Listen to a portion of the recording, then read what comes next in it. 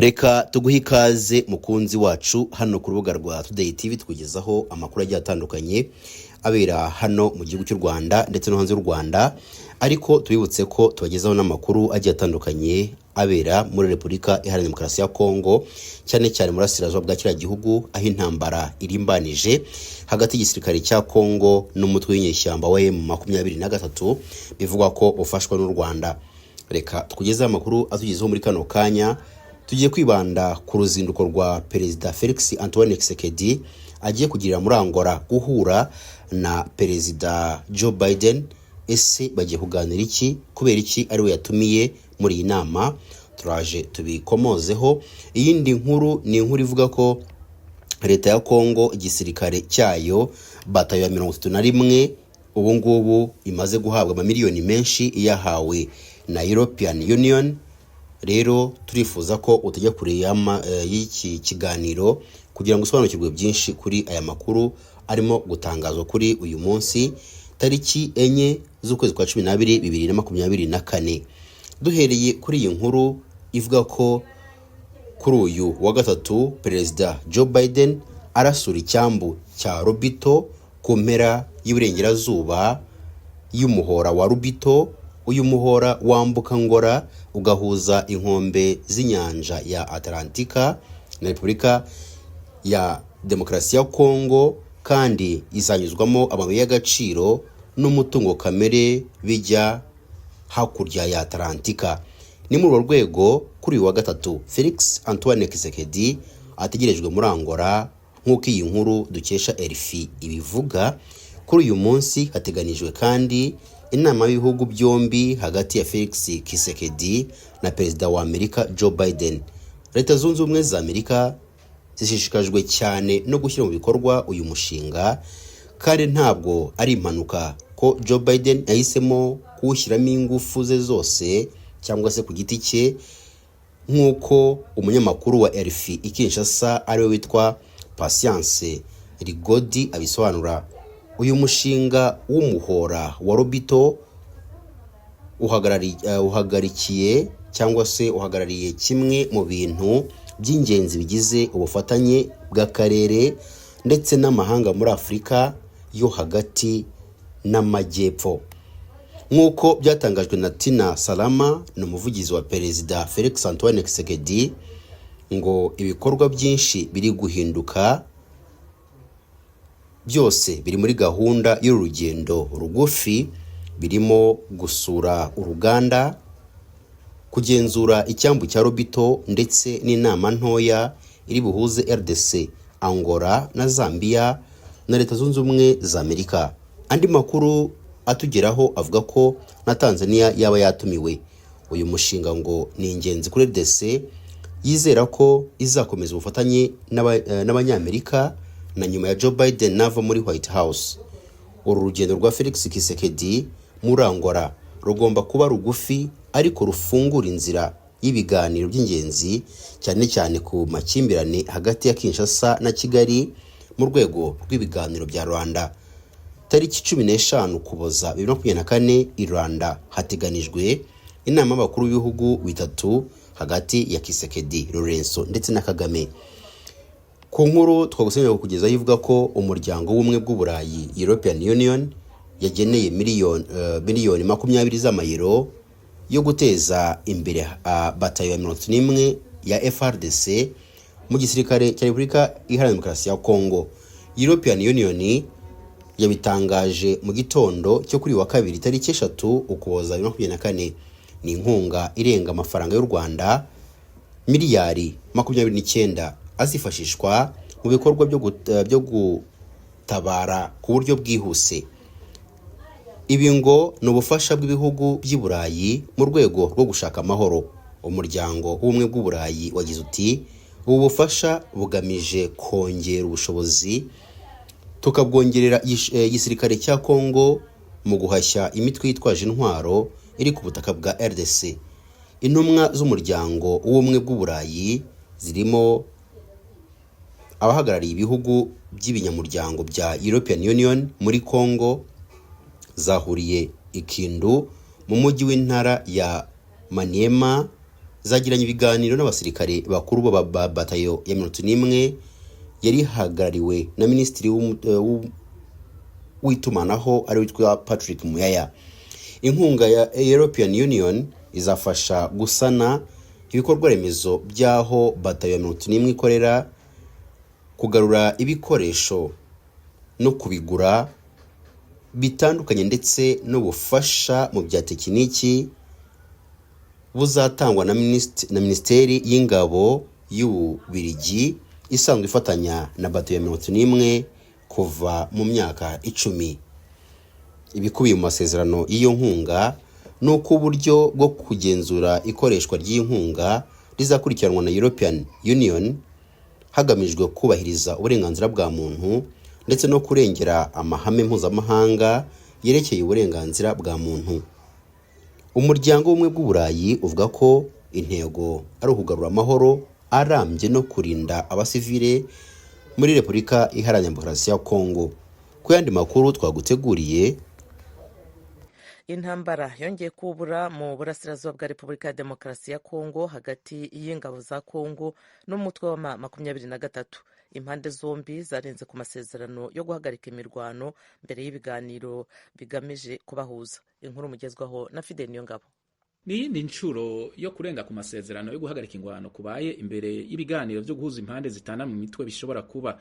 Igisirikare ca leta ya Kongo catangaje ko abagwanya ubutegetsi bo mu mugwi M23 batakaje abantu benshi mu ngwano yabereye muri teritware ya Rubero mu ntara ya Kivu yo mu buraruko ku munsi wa mbere, harimwo abatari bake bakomeretse. Umuvugizi w'umugwi M23 mu butumwa ku rubuga X yavuze ko uwo murwi watewe n'igisirikare ca leta mu masaha ya kare yo kuri uyu wa kabiri. Leta ya Kongo n'ishirahamwe mpuzamakungu ONU vyagiriza u Rwanda ko rushigikiye umugwi M23. Ico gihugu gihakana ivyo birego. Yamara mu kwezi kwa kabiri k'uyu mwaka u Rwanda rwatangaje ko rwakomeje umutekano warwo ku rubibe na Kongo ruhashira inteko n'ibigwanisho vya rutura. Rwatangaje ko inteko za leta ya Kongo zariko ziyongera hafi y'urubibe u Rwanda ruhana n'ico gihugu. Mu ndwi iheze abashikiranganje bajejwe imigenderanire ba Kongo n'u Rwanda barumvikanye kubisabwa kugira inteko z'u Rwanda zigabanye abasirikare hafi y'urubibe na Kongo. Atagihindutse abaperezida Paul Kagame w'u Rwanda na Felix Tshisekedi wa Kongo bazohurira mu nama i Rwanda muri Angola ku igenekerezo rya 15 uku kwezi. Tukiri muri Kongo, indwara itazwi yishe abantu 143 mu ntara y'amajyepfo y'uburengerazuba bwa Repubulika ya Demokarasi ya Kongo mu kwezi gushize kwa 11. Fidel Niyongabo arakomeza inkuru. Abandi iyo ndwara bafise ibimenyetso nk'ivy'ibicurane birimwo umuriro mwinshi mu mubiri hamwe no kumeneka umutwe. Vyatangajwe kuri wa mbere na Remi Saki, cegera ca buramatari w'intara ya Kwango iri mu manuko bushira uburengero bwa Kongo, n'umushikiranganje w'amagara y'abantu Apollinaire Yumba. Umugwi w'abaganga bararungitswe muri ako karere gufata ibipimo kugira bamenye iyo ndwara iyo ariyo. Ibintu birateye impungenge cane mu gihe ibitigiri vy'abandi iyo ndwara itaramenyekana bibandanya kwiyongera, nk'uko bitangazwa na Seforien Munzanza ayoboye ishirahamwe ryitaye inyungu z'abanyagihugu. Yatangaje ko hari kibazo kijanye no gutanga imiti muri ako karere. Yavuze ko abantu bagwaye bapfira mu ngo zabo kubera kutavugwa. Umuhinga mu vyerekeye indwara zibiza wo mu karere ko mu manuko bushira urengero bwa Kongo yatangaje ko abafasoni n'abana aribo basinzikajwe n'indwara nshasha itaramenyekana. Umuvugizi w'ishirahamwe ry'amagara y'abantu ku isi OMS kuri uyu wa kabiri yatangaje ko iryo shirahamwe ryanonse amakuru ku vyerekeye iyo ndwara itaramenyekana mu ndwi irangiye. Yavuze ko ishirahamwe OMS ririko rikorana n'ubushikiranganje bujejwe amagara y'abantu muri Kongo ku bijanye no gukora amatohoza kurushiriza kuri yo. Abanyagana barimo kwitegura amatora y'umukuru w'igihugu hazaba ku itariki ya 7 y'ukwezi kwa 12 turimo, aho miliyoni zirenga 18 biyandikishije gutora kandi biteguye kumvikanisha ijwi ryabo ku bibazo by'ubukungu biri mu gihugu. Nanone Fidel Niyongabo. Abanyagihugu bakwije imyaka yo gutora baturuka mu ntara zose uko ari 16 zigize Ghana bariyandikishije kugira batore bahitamwo umukuru w'igihugu n'abashinga amateka 276 mu bibanza vy'amatora 40,976. Ayo matora azoba abaye mu gihe abanyagana bahanzwe n'ibibazo vy'ubuzima butera buzimba kurushiriza bivuye ku biciro vy'ibintu vya ngombwa vyiyongeye bikomeye cyane n'ubutunzi bw'igihugu butifashe neza. Ibibazo biraje ishinga cyane abatora birimo imigambi yo kugwiza ubuzi, ikibazo cerekeye igisata c'indero n'amagara y'abantu hamwe n'imigambi yo guteza imbere ivyerekeye inyubako. Bitegekanijwe ko abiyandikishije kugira batore muri rusangi imiliyoni 18,774,159 barimwo ibihumbi 459,291 bazoba batoye bwa mbere. Ku banyagana batari bake, amatora yo ku munsi wa gatandatu w'indwi n'igipimo ku cizera abanyagihugu bafitiye abayobozi babo. Amakuru ya radiyo yanyu ijwi ry'Amerika i Washington DC mu Kirundi no mu Kinyarwanda turayasoreza muri Angola. Perezida wa Leta Zunze Ubumwe za Amerika Joe Biden ubwo yabonanaga na perezida wa Angola Joao Lourenço kuri wa kabiri yashimye imigenderanire hagati ya leta ye n'igihugu cya Angola, harimo umugambi w'ishoramari mu muhanda wa gari ya moshi uhuza Angola, Repubulika ya Demokarasi ya Kongo na Zambia ukoreshwa mu gutwara amabuye y'agaciro mu mpande zose z'umugabane wa Afurika. Fidel Niyongabo nanone arakomeza.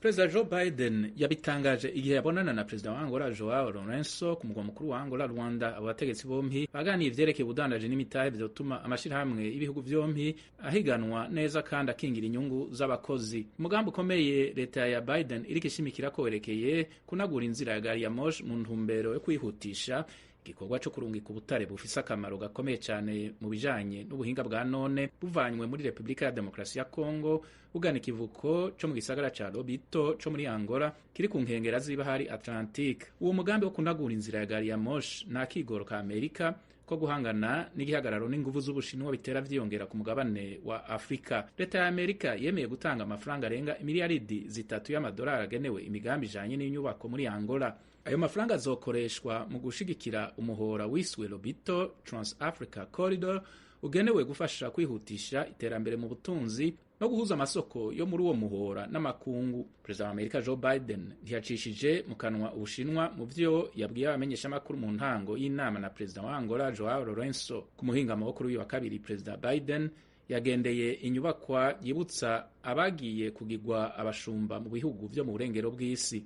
Amerika yatanze ibihumbi 229 vy'amadolari agenewe gusanura iyo nyubakwa. Bitegekanijwe ko Perezida Biden aja mu gisagara ca Lobito kuri uyu wa gatatu, aho azobonanira na Perezida Lourenço hamwe n'abakuru b'ibihugu vya Kongo, Tanzania na Zambia. Tudatinze reka tubabwire ko imirwano yongeye kubura muri iki gicamunsi cyo kuri uyu wa kabiri tariki 3 Ukuboza 2024 mu burasirazuba bwa Repubulika ya Demokarasi ya Kongo, hagati y'ingabo za leta ndetse n'inyeshyamba za M23. Iyi mirwano ivugwa mu duce twinshi two muri teritwari ya Masisi ndetse na Rubero, kuri axe ya Kasege Matembe, ukurikije amakuru y'ubuyobozi n'abashinzwe umutekano agera kuri Kivu Morning Post dukesha inkuru. Ni umunsi wa kabiri w'imirwano cyangwa se wikurikiranye w'imirwano mu majyepfo ya Rubero muri iki gitondo cyangwa se muri gicamunsi, nyuma y'imirwano yabaye kuri uyu wa mbere ushize, byari tariki 2 Ukuboza 2024 muri kariya gace. Amakuru aturuka muri ako karere avuga ko nyuma y'imirwano ikaze kuri uyu wa mbere muri uyu cyangwa se kuri wa mbere ndetse no kuri wa kabiri, ku gicamunsi cyo kuri wa kabiri birumvikana indi mirwano ikaze hagati y'inyeshyamba za M23 na FRDC ifatanije na Wazalendo yongeye gusubukurwa muri Matembe. Amakuru amwe ava mu mboni z'ibinyamakuru bigiye bitandukanye akorera muri Repubulika Iharanira Demokarasi ya Kongo ikurikirana hafi iby'intambara, ivuga ko M23 yaba yigaruriye ahitwa Alimbongo mu gihe ava ku ruhande rwa leta avuga ko bitandukanye n'ibirimo kuvugwa n'abegereye M23. Alimbongo yari ikomeje kugenzurwa na FRDC. Uruhande rwa leta rukomeza no kwigamba ruvuga ko M23 yatakaje abarwanyi bagera kuri 20 mu mirwano yo kuri uyu wa mbere ushize ndetse no kuri uyu wa kabiri, abandi barakomereka bikabije. Ni mu gihe bivuga ko inzira ya Matembe, Hutwe, Katwa, Musige na Kihu hose ubu harimo kugenzurwa n'abarwanyi ba M23. Mu nkengero za Pinga hose M23 ikaba yongeye kuzamura imbaraga ndetse no kuzamura ibendera muri kariya gace, aho rero imirwano yabereye nk'uko imboni z'ibinyamakuru bigiye bitandukanye hano byandikira hano mu Rwanda cyangwa byandikira muri RDC bibivuga. Ni hafi ya Bitende ku ruhande rw'iburyo, ahandi ni muri ville Bihendo, aho bivugwa ko aba FDLR batabaye bose bashiriye mu mugezi nk'uko birimo biragenda bivugwa, kuko imirwano yahinduye isura, bakaba barashwe bikomeye. Umuvugizi wa M23 Lawrence Kanyuka yavuze ko ku masaha ya saa 10 z'igitondo igisirikare cya leta nabo bifatanya bagabye ibitero bya rusange mu bice bituwe cyane muri Rubero, Matembe, Kibabi, Kinigi, Bufaransa no mu nkengero zaho, batibagiwe no gutera ibindiro bya M23. Ku yandi makuru twifuza kukugezaho ni inkuru ivuga ko